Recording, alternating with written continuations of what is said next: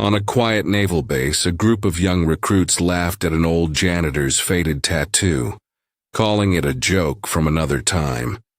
But when the SEAL commander arrived, everything stopped. He didn't speak to them. He walked straight to the old man and saluted. What happened next turned the entire base silent forever. Before we dive in, tell us in the comments, where in the world are you watching from? He moved slowly, sweeping the ground with a quiet focus as if he had all the time in the world. The sun was hot, the air still, and the old man didn't seem to notice the young recruit standing nearby. His sleeves were rolled up, and on his forearm was a faded tattoo, old and worn, the colors blurred. It showed a small frog holding a trident. One of the recruits, a tall, sharp-looking guy named Brooks, pointed and laughed. "What's that? Some kind of cartoon?" he said loud enough for the others to hear. They laughed with him. "Looks like something a kid drew," someone added. The old man didn't say a word. He just kept sweeping, calm and steady.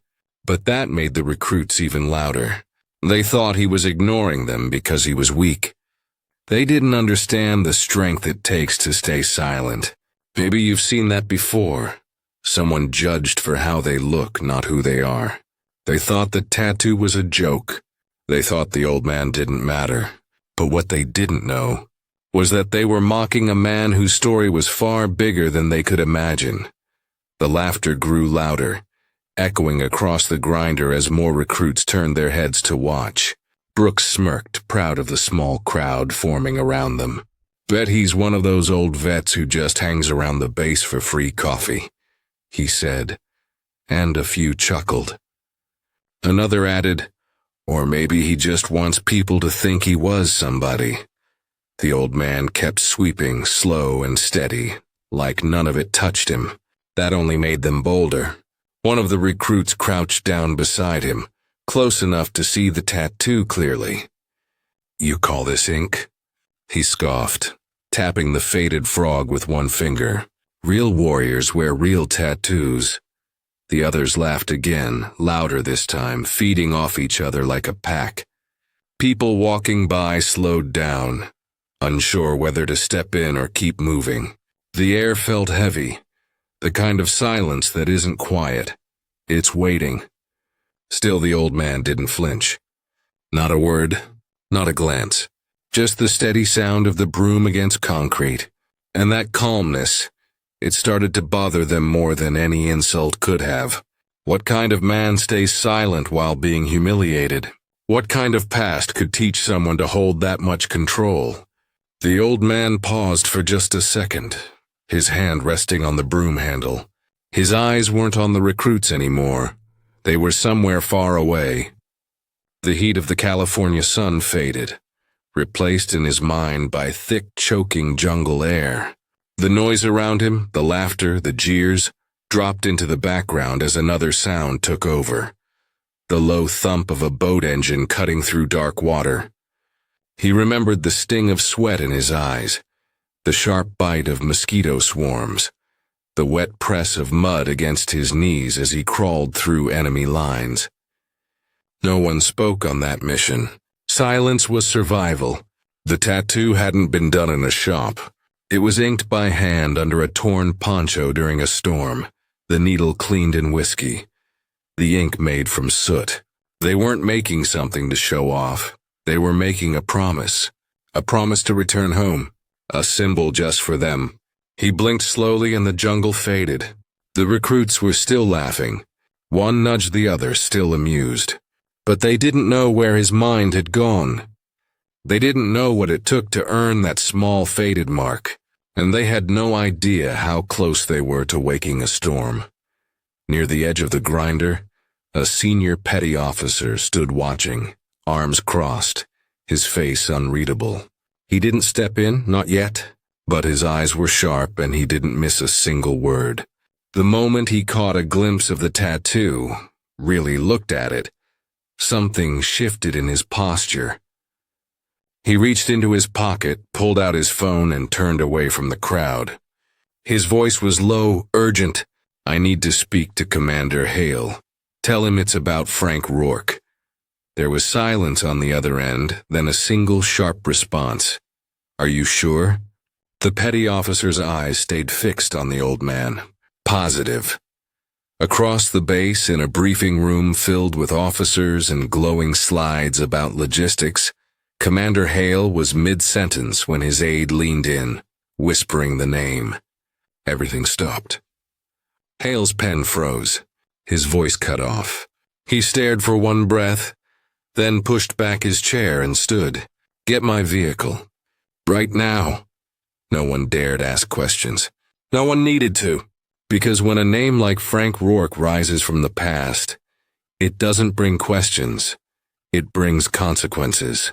And at that grinder, something that had looked like a joke a few minutes ago was about to be taken very, very seriously. The first sound was tires screeching against pavement, sharp, unexpected. Black SUVs rolled onto the grinder with lights flashing, engines growling like a warning. Doors flew open before the wheels had even stopped, and out stepped officers in full dress, their shoes shining, their faces grim. The crowd that had once been laughing now stood frozen, caught mid-breath. At the center of it all, the old man hadn't moved, still standing beside his broom, still quiet. But now, all eyes were on him, for a different reason. Commander Hale strode forward, his movements precise, his gaze locked only on one person. He didn't glance at the recruits. He didn't speak to the petty officer. He walked straight to the old man and stopped exactly 3 feet away. Then he raised his arm and delivered a crisp, perfect salute. The silence that followed was heavy enough to crush pride. "Mr. Rourke," the commander said, his voice clear and strong, "it's an honor to have you back on this ground." He turned slowly, letting his words carry. For those who don't know, this man didn't just wear the trident. He helped build what it means. One of the first SEAL instructors. Black Ops legend. His missions don't show up in textbooks, because they were never meant to. The crowd stared, stunned. Everything had just changed.